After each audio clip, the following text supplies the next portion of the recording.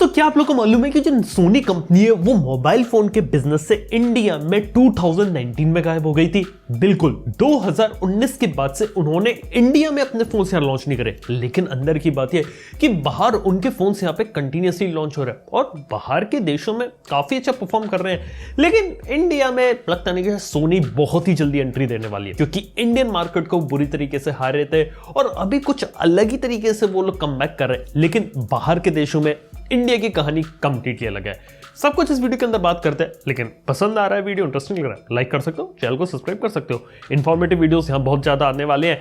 लेकिन सबसे पहले मैं बात करने वाला हूँ आखिर इंडिया से वो लीव क्यों किए थे, क्योंकि इंडिया में 2019 में जब वो छोड़े थे तो उनका यहाँ पे मार्केट शेयर पता है कितना था? 0.01% से भी कम। बिल्कुल सही सुना आपने, इतना कम मार्केट शेयर वो होल्ड कर रहे थे, जबकि उन्होंने काफी बड़ा कमबैक करने की कोशिश करी थी 2014 में। और 2014 में देखा जाए तो सोनी कंपनी ने सोचा था कि हम सारी चीजें हटाओ यार, हम तो सिर्फ मोबाइल फोन पे ही फोकस करेंगे, हमें एक से एक मोबाइल फोन बनाने हैं।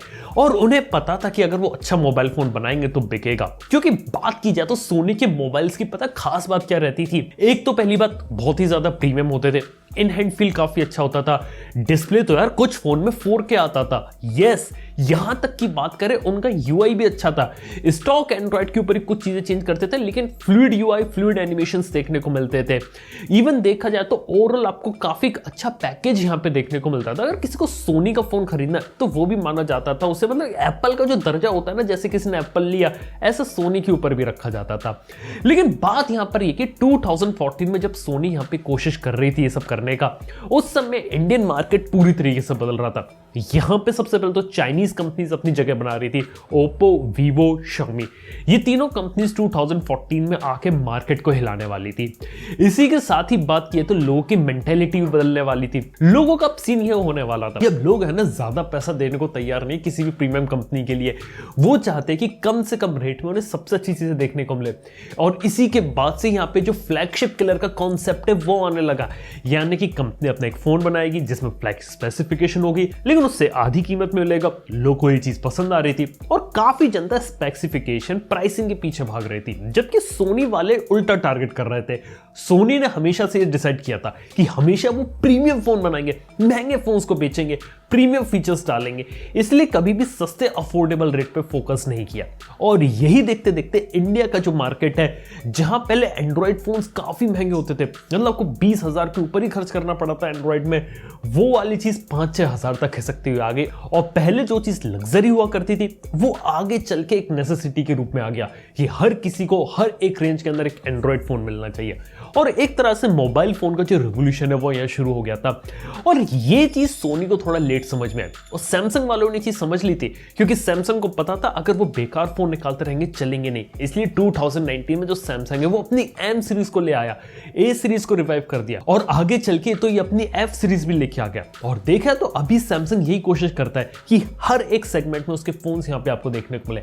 वहीं सोनी के साथ सबसे बड़ी गलती हो गई कि उसने सिर्फ प्रीमियम मार्केट के ऊपर फोकस किया और पूरा का पूरा मार्केट लूज करते चली गई। और ऐसा नहीं कि उसने सिर्फ इंडिया लूज किया, इंडिया के साथ साथ दूसरी काफी कंट्रीज भी उसने लूज करी। और अभी के समय में जो सोनी है वो सिर्फ कुछ ही कंट्रीज में ऑपरेट करती है, जैसे कि जापान, यूरोप, ताइवान, हांगकांग, यहां पे उसके कुछ फोन्स देखने को मिलते हैं। लेकिन इसके आगे चल के सोनी ने देखा जाए तो एक अलग तरीके से अपना को इनोवेट किया। पिछले कुछ सालों में अगर मैं सोनी के फोन्स देखूं तो सोनी के फोन्स यहां पे कम नहीं हुए, प्राइसिंग उसकी कम नहीं हुई, उनकी जो प्राइसिंग है यहां पे बढ़ी है और सेल्स लेकिन यहां पे कम हुई है। लेकिन उसके बावजूद भी जो सोनी है वो यहां पे प्रॉफिट में। पता है क्यों? क्योंकि सोनी ने हमेशा से सोचा था कि वो प्रीमियम सेगमेंट में खेलेंगे, वो अपने फोन्स के रेट कम नहीं करेंगे। और जो अभी लेटेस्ट एक्सपीरिया प्रो फोन्स आते हैं ना, उनकी कीमतें बहुत ही ज्यादा रहती है और बहुत ही लिमिटेड मार्केट को टच करते हैं। लेकिन पता है उनके हिट होने का यहाँ पे एक रीजन क्या है? वो यहाँ पे एक नीश ऑडियंस के लिए फोन बनाते हैं। मतलब अगर आप सोनी के फोन्स देखोगे तो उनके फोन्स ऐसे नहीं लगते कि किसी आम जनता के लिए रेगुलर फोन्स आपको देखने को मिलते हैं। उनके फोन्स ऐसा लगते हैं कि जैसे किसी प्रोफेशनल के लिए बनाए गए। यहाँ तक कि एक प्रोफेशनल ग्रेड का हेडफोन जैक देखने को मिलता है, फीचर्स उसके अंदर देखने को मिलते हैं। अगर आप सोनी का मिररलेस कैमरा यूज करते हो उसके साथ उसे पेयर अप कर सकते हो। इस टाइप के अलग अलग फीचर्स, अलग अलग चीजें यहाँ पे लोग प्रोवाइड करते हैं, जिससे ये लगता है कि जो फोन है वो एक प्रोफेशनल लेवल के लिए बनाया गया है और सिर्फ प्रोफेशनल्स को ही लोग टारगेट कर रहे हैं और उन्हीं को अपना फोन बेच रहे हैं। इसीलिए अब जाके उनका एक्सपीरियड डिवीजन पिछले कुछ समय में प्रॉफिटेबल हो पाया है। लेकिन बात यह कि आने वाले समय शायद यही चीज कंटिन्यू रखें और उन्हें पता है कि जिन मार्केट में वो ट्राई कर रहे हैं वहां पे वो सक्सेसफुल है और इसलिए उसके बाहर वो यहाँ पे निकलना नहीं चाहते। मतलब कि अगर वो इंडिया में अगर आए अपना फोन लेके तो उनका फोन यहाँ पे चलेगा ही नहीं। पहली बात, इंडिया में फोन वो बनाएंगे नहीं, बाहर से इंपोर्ट करके लाएंगे। पहले से इतनी कीमत है और ज्यादा कीमत हो जाएगी, उसके बाद कुछ ही यूनिट्स बिकेंगी और मार्केट में कोई खास कमाल दिखा नहीं पाएगा।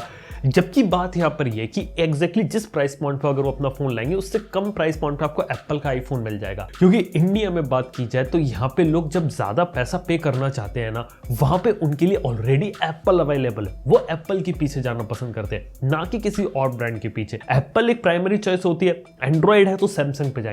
तीसरे ब्रांड की जगह बहुत ही कम है। वन प्लस ने कुछ अपनी जगह बनाने की कोशिश कर रहा है, वीवो कर रहा है, बाकी कंपनीज भी कोशिश करती है, लेकिन थर्ड पोजीशन अभी थोड़ी सी यहाँ पे नाजुक है। जो प्रीमियम सेगमेंट है वो एप्पल और सैमसंग ने यहाँ पे पकड़ रखा और एप्पल प्राइमरी है क्योंकि वो अपने स्टेटस सिंबल के कारण बिक रहा है। और ऐसे मार्केट में अगर सोनी आएगा तो लग रहा है कि सोनी को चूज करने के जो ऑप्शन है वो काफी कम होंगे और शायद जो लोग हैं जो एक फोन लेना चाहते हैं वो शायद एक ऑलराउंडर फोन के पीछे भागेंगे। इस कारण से जो सोनी है वो यहाँ पे ना चल पाए। लेकिन बात यहाँ पर है कि सोनी के आने वाले समय में क्या यहाँ पे सस्ते फोन निकाल सकता है? यार मेरे को ऐसा नहीं लगता कि वो सस्ते फोन यहाँ पे निकालेगा।